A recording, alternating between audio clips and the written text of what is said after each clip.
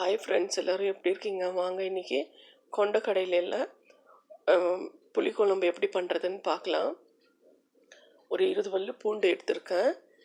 அப்புறம் லவங்கம் பட்டை ரெண்டு லவங்கமும் ஒரு பட்டை துண்டு வச்சுருக்கேன். கொஞ்சம் கொத்தமல்லி, கொஞ்சம் தேங்காய், பெரிய வெங்காயம் 1 தக்காளியை விட்டுட்டு வேறு எல்லாமே சேர்த்து அரைச்சிக்கோங்க.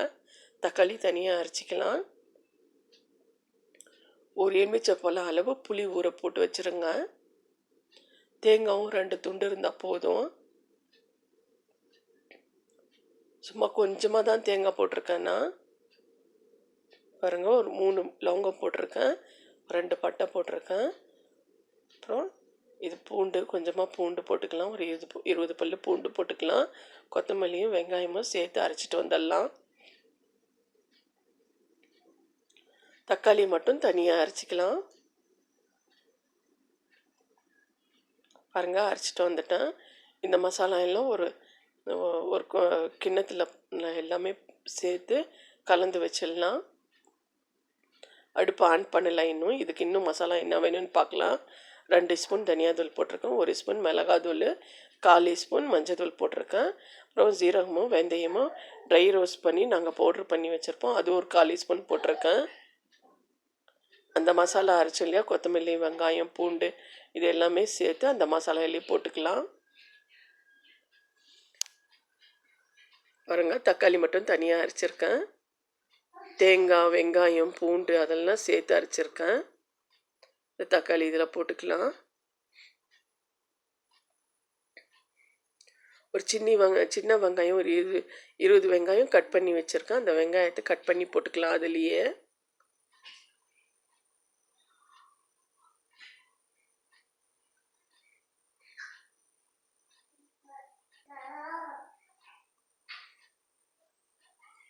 பாருங்க, புளி தண்ணியும் எலுமிச்சை பழ அளவு புளி கரைச்சி வச்சுருக்கேன், அதையும் போட்டுடலாம் அதுலேயே.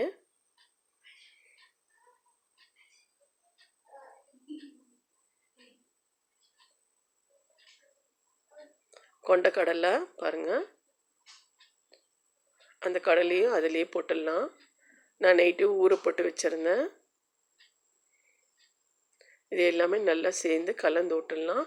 உங்களுக்கு தண்ணி எவ்வளோ வேணுமோ அவ்வளோ தண்ணி போட்டுக்கோங்க. வேகும்போது இன்னும் திக்காகும். பாருங்கள், எல்லாம் சேர்ந்து கலந்து விட்டுக்கலாம்.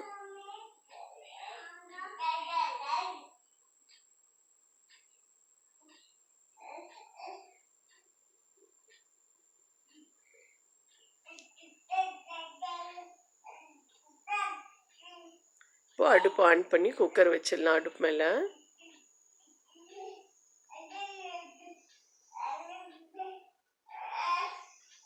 குக்கர் நல்லா சூடாகட்டும்.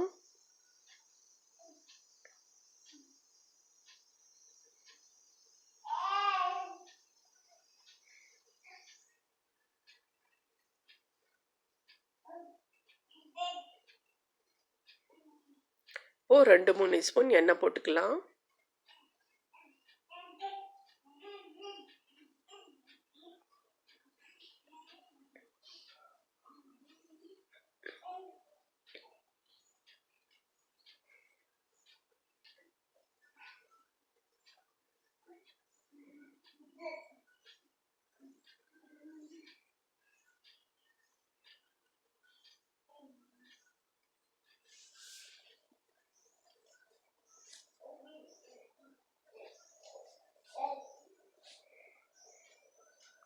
எண்ணெய் நல்லா காஞ்சதுமே கொஞ்சமாக கடுகு போட்டுக்கோங்க.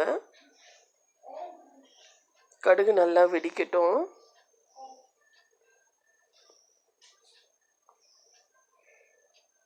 ஒரு 4 சின்ன வெங்காயம் கட் பண்ணி வச்சுருக்கேன், அதையும் போட்டுடலாம் அதுலேயே.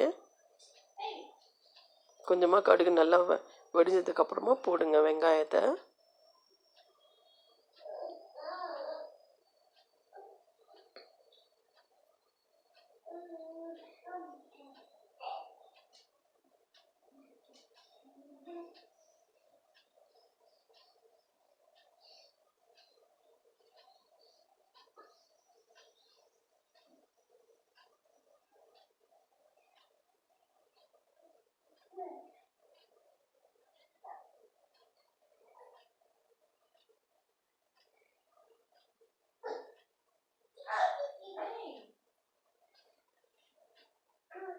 வெங்காயம் நல்லா செவந்து வரட்டும்.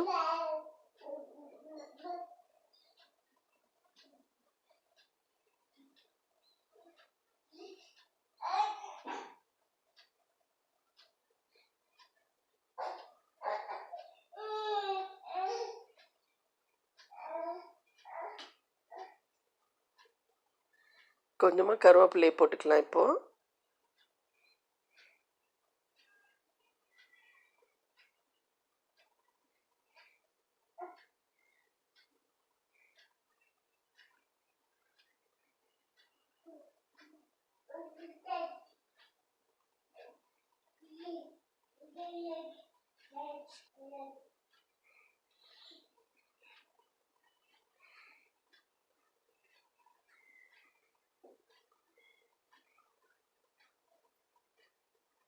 இப்போ அந்த எல்லாமே கலந்து வச்சுருக்கோம் இல்லையா, மசாலா கொண்டக்கடலை எல்லாமே, அது எடுத்து அப்படியே அதில் குக்கரில் போட்டுக்கலாம்.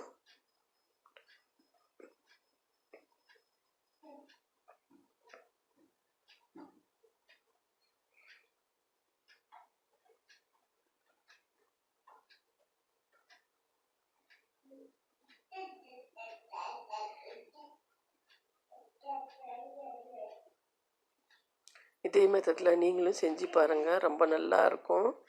எப்படி இருக்குன்னு சொல்லுங்கள் எங்கள் சேனலுக்கு. எங்கள் சேனலுக்கு லைக் பண்ணுங்கள், ஷேர் பண்ணுங்கள், சப்ஸ்கிரைப் பண்ணுங்கள் மறக்காமல். ஒரு 5 விசில் வந்தால் போதும். குக்கர் மூடி போட்டு விட்ருங்க. கொண்டக்கடலையும் நல்லா வெந்துடும், குழம்பும் ரெடி ஆகிரும், சூப்பராக இருக்கும். உங்களுக்கு எவ்வளோ தண்ணி வேணுமோ அவ்வளோ தண்ணி போட்டுக்கோங்க. ரொம்ப தண்ணியாக இருந்தாலும் நல்லா இருக்காது. உப்பு உங்கள் டேஸ்ட்டுக்கு ஏற்ற மாதிரி போட்டுக்கோங்க. உப்பும்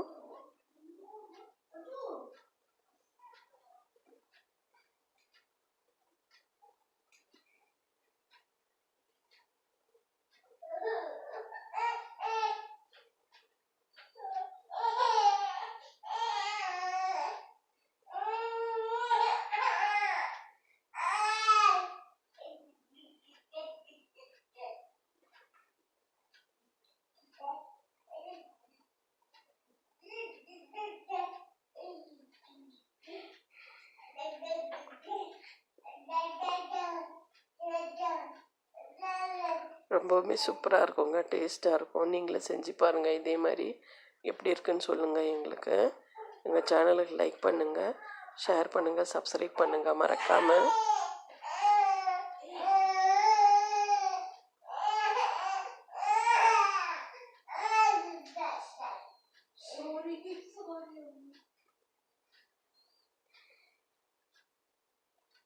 ஒரு பக்கம் குழம்பு வச்சுட்டேன், இன்னொரு பக்கம் சாதம் வெந்துட்டுருக்கு.